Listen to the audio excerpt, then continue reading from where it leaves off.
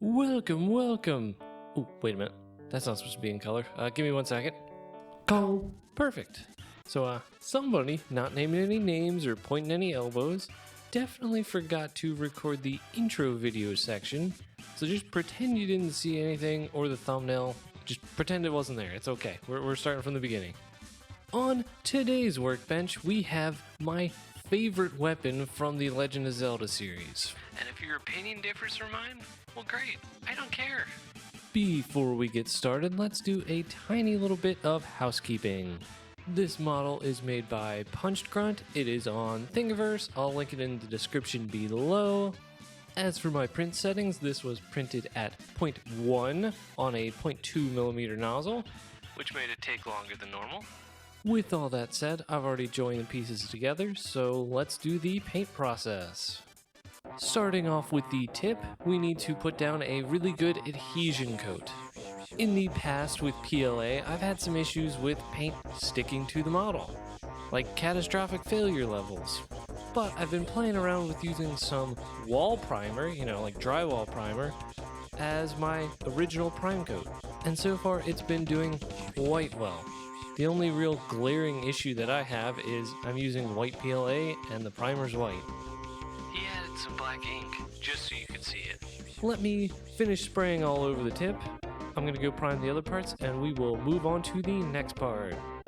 On the workbench before you, we have 3 things. A big old box of baking soda, some polyacrylic, and that really nice glass jar, because it's really easy to clean. These 3 things, plus some water, maybe a little bit of thinner, are the basis for my mid-high level, low, whatever, build primer base. Because we double prime. With the goal being to fill in the layer lines, give me something I can sand down and make perfect. And I realize most people go out and grab some sprayable body filler or something like that to go sand. I just do it this way because it's cheap and I can airbrush it, and that's really my 2 big goals. And after a little bit of color, just so you can see it on camera, we have the mix. And it's blue!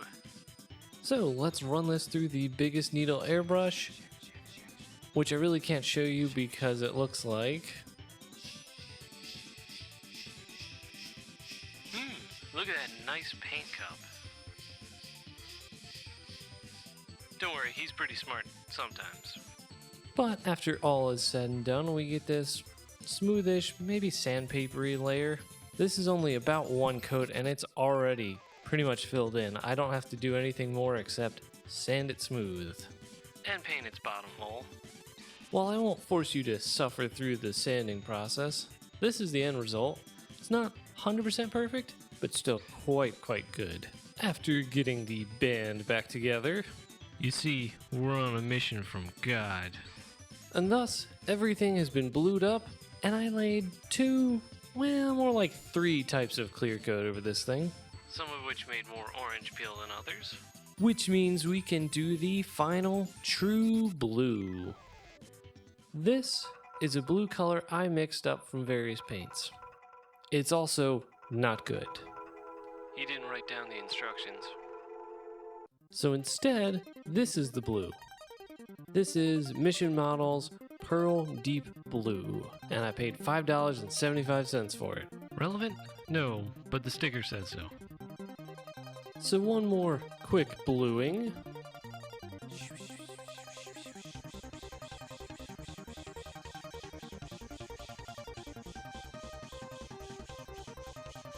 And we've got the Blue Brothers back together. Now this is the same blue from my Mustang video that I did a while ago. And I gotta say, man, I love this color. I mean, it might be because I had 3 other colors that was on here before. But this one's good. It's just got that right depth of field, and then it lightens up in the highlights. It just looks good. Now, is it accurate to the video game? I don't really care. So these blue sections are basically done. I've got the last gray, the chain, and then we can wrap this up. So starting with the gray on the handle, we're going to start taping it up. Tape. tape, tape, tape. And after laying some neutral gray, here we go. Thank God I'm not like an unboxing channel or something, because I'm bad at this. And thus, we have two-tone. Now there's still a little bit more to do using these three amigos, aka medium gunship gray, a dark brown, and a metallic black. And for visual sake, we're going to skip over to the blade section of the hookshot. Here, the name of the game is random. That means we are going to randomly spray cloudy-ish patterns of this darker color all over the surface. The end goal of this process is to make it look more metal. Dude, that's so metal. And after spraying both sides, we can grab a brush and do some dry brushing, specifically the edges, make them look a little bit darker, and then just random streaks here and there. You know, it's a piece of metal. If it hits something, it's going to scratch, make grooves, all that we're trying to replicate here. And again, it's subtle, but when I compare it against something else just gray, you can see there's a big gap between the two. One is just flat, boring, not really interesting, and the other has a lot of visual interest. After doing the same to the handle, here is the main chain area. So we got some real chain that I'm holding it up by, and then those small cylinders are actually steel. Because the 3D print didn't work at all. Yeah, the assembly process was really bad, so I'm not going to show any of it. Instead, I'm going to talk about it, and you can watch me try to keep a round thing on a flat surface that's definitely not level. So I attached the stabby bit with a small stainless steel shackle, and then added, I don't know, like 1.5 feet of chain in between that and then the main central tube. I also found some black pleather and used that to make the handle cover. Really should be brown, but I only needed like 3 inches worth, so it wasn't worth the hassle. Finally, the last hard part, and that's wrapping the chain around the main chain thing. I mean, what do you call it, the extendy boy? Which is this guy. I believe I used a total of 6.5 feet, maybe 7 feet of chain.